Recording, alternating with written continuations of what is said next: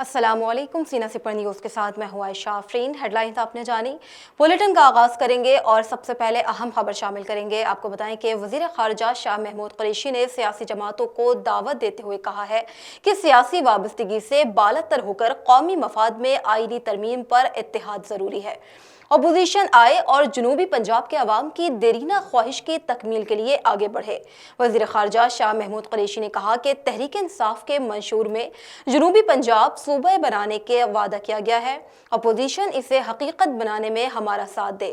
ہمیں مل کر آئینی ترمیم کی منظوری پر اتفاق رائے کو یقینی بنانا چاہیے۔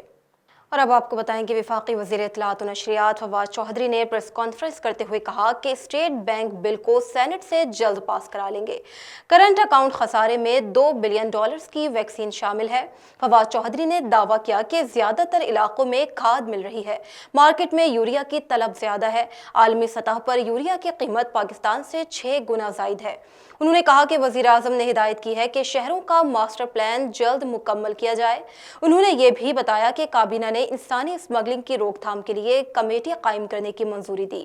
کابینہ اجلاس میں ثقافتی تنوع کے لیے 2008 کے پروٹوکول کی منظوری دی گئی ہے۔ انہوں نے یہ بھی بتایا کہ کابینہ اجلاس میں ریلوے بورڈ کی تشکیل نو کی بھی منظوری دی گئی۔ اور اب اسلام آباد ہائی کورٹ سے آپ کو خبر دیں، اسلام آباد ہائی کورٹ نے وفاقی حکومت کو جبری گمشدگیوں پر مؤثر اقدامات اٹھانے کا حکم جاری کر دیا۔ عدالت نے جبری گمشدگیوں کے ہائی کورٹ میں زیر سماعت کیسز کی لسٹ اٹارنی جنرل کو فراہم کرنے کی ہدایت کر دی۔ چیف جسٹس اطہر من اللہ نے ریمارکس دیے کہ جبری گمشدگیوں کے کیس میں مشکل ہی یہ ہے کہ ریاست خود ملوث ہو تو تفتیش کون کرے گا۔ دوران سماعت اٹارنی جنرل خالد جاوید خان کا کہنا تھا کہ گزشتہ 1 دہائی کے دوران کافی تعداد میں لوگ غائب ہوئے جو جبری گمشدگی میں نہیں آتے۔ چیف جسٹس اطہر من اللہ نے استفسار کیا کہ وفاقی حکومت کی ایک پالیسی کے تحت لوگوں کو اٹھایا گیا۔ اٹارنی جنرل نے جواب دیا کہ موجودہ حکومت نے ایسی کوئی پالیسی نہیں بنائی۔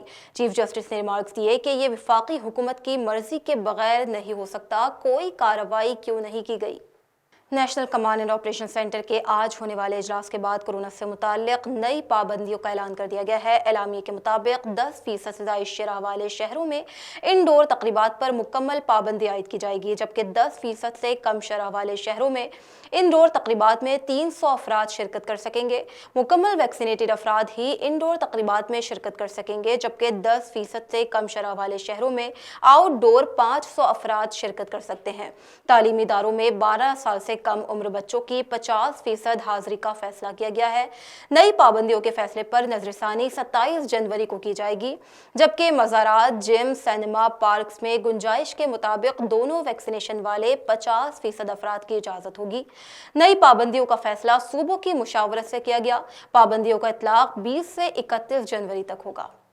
اور اب آپ کو خبر دیں کہ پاکستان تحریک انصاف نے مہنگائی، گیس اور بجلی کے حوالے سے اپنی ہی جماعت پر تنقید کرنے والے نور عالم خان کو پبلک اکاؤنٹس کمیٹی سے ہٹانے کی درخواست کر دی۔ تحریک انصاف کے چیف ویب عامر ڈوگر نے اسپیکر قومی اسمبلی اسد قیصر کو خط لکھ کر نور عالم خان کی PAC کی رکنیت ختم کرنے کی درخواست کی ہے۔ خط میں نور عالم خان کی جگہ حیدر علی خان کو PAC کا رکن بنانے کا کہا گیا ہے، جبکہ دوسری جانب PAC کی رکنیت ہٹانے کے معاملے پر نور عالم خان کا رد عمل بھی سامنے آ گیا۔ ان کا کہنا ہے کہ وہ PAC میں سرکاری افسران کوارٹرز مافیا کی بدعنوانیوں کا مقابلہ کر رہے تھے۔ یہ وہی مافیا ہے جس کے وفادار پہلی 3 قطاروں میں موجود ہیں۔ اور اب آپ کو افسوسناک خبر دیں کہ پاکستان کے معروف براڈ کاسٹر اور ریڈیو آئیکن یاور مہدی طویل علالت کے بعد انتقال کر گئے۔ یاور مہدی کی نماز جنازہ امام بارگاہ کاظمین سادات کالونی شاہ فیصل میں بعد نماز ظہر ادا کی گئی۔ یاور مہدی ریڈیو پاکستان کا قیمتی اثاثہ تھے۔ طویل عرصے تک ریڈیو پاکستان سے وابستہ رہے اور ریڈیو پروگرام بزم طلبہ کے پروڈیوسر بھی رہے۔ اپنی خدمات کے سبب یاور مہدی نے سیاسی، علمی اور ادبی حلقوں میں نام پیدا کیا۔ یاور مہدی نے آرٹس کونسل کراچی کی ترقی میں بھی نمایاں کردار ادا کیا۔ یاور مہدی نے بزم طلبہ کے ذریعے نوجوان شعراء اور ادیبوں کی تربیت کی۔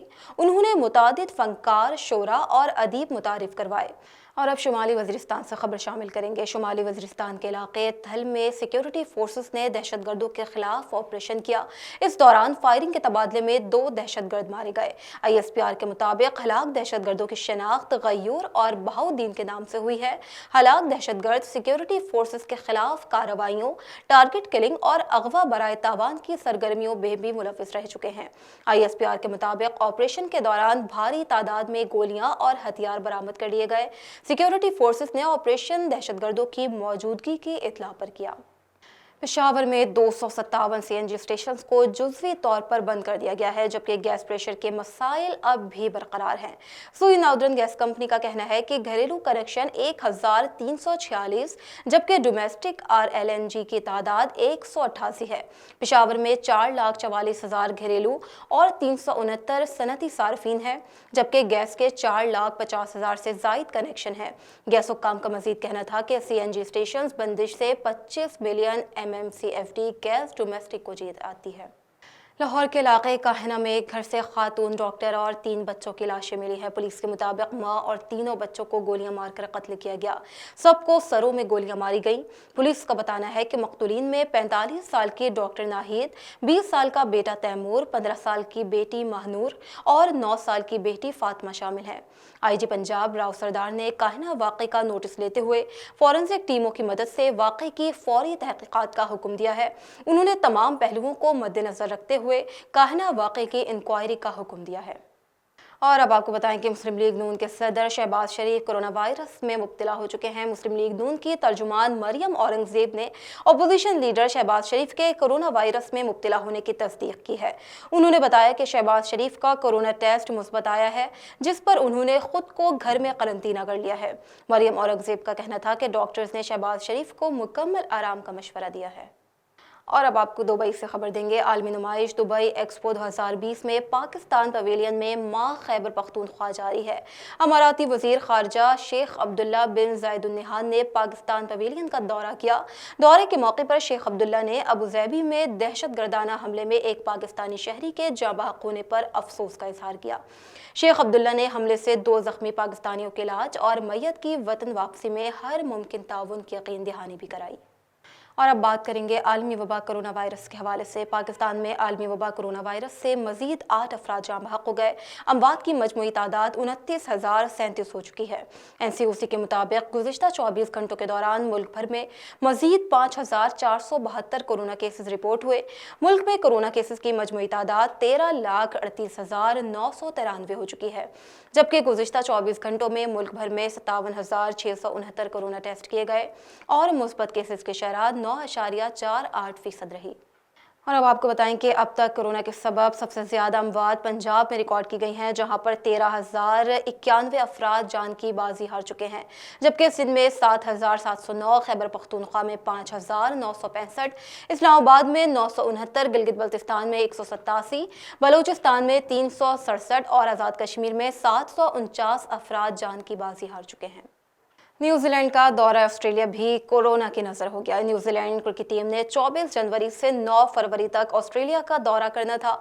دورے میں 3 ون ڈے اور 1 T20 شامل تھا۔ نیوزی لینڈ کرکٹ کی جانب سے جاری بیان میں کہا گیا ہے کہ کورونا کی موجودہ صورتحال کے باعث دورہ آسٹریلیا ملتوی کیا گیا۔ کرکٹ آسٹریلیا نے بھی سیریز ملتوی ہونے کی تصدیق کر دی ہے، جبکہ کرکٹ نیوزی لینڈ کا کہنا ہے کہ دونوں بورڈز باہمی مشاورت سے سیریز کی نئی تاریخوں کا فیصلہ کریں گے۔ اور اب کریں گے موسم کی بات۔ گزشتہ روز اسلام آباد میں دھند کا راج رہا، لیکن آج اسلام آباد کے مختلف علاقوں میں ہلکی بارش ہوتی رہی۔ محکمہ موسمیات کے مطابق بلوچستان، خیبر پختونخوا، بالائی پنجاب، گلگت بلتستان اور آزاد کشمیر میں بارش کا امکان ہے، جبکہ سبی، قلات، کوئٹہ اور زیارت میں برف باری کا امکان محکمہ موسمیات کی جانب سے ظاہر کیا گیا ہے، جبکہ لاہور، راولپنڈی، اٹک، چکوال، مری، جہلم، منڈی بہاؤالدین اور سرگودا میں بارش متوقع ہے۔ محکمہ موسمیات کا کہنا ہے کہ سکھر، لاڑکانہ، جیکب آباد اور موئنجو میں شدید دھند کا امکان ہے۔ باجوڑ، بنور، ڈیائی خان، وزیرستان، خیبر، شانگلہ، ہری پور اور سوابی میں بارش اور مردان، نوشہرہ، پشاور، چارسدہ، کوہاٹ، باجوڑ، وزیرستان اور کرم میں بارش اور برف باری کا امکان موجود ہے۔ اب تک کے لیے اتنا ہی۔ مزید تازہ ترین خبروں اور اپڈیٹس کے لیے آپ ہمارے ساتھ رہیے اور دیکھتے رہیے سینا سپر نیوز۔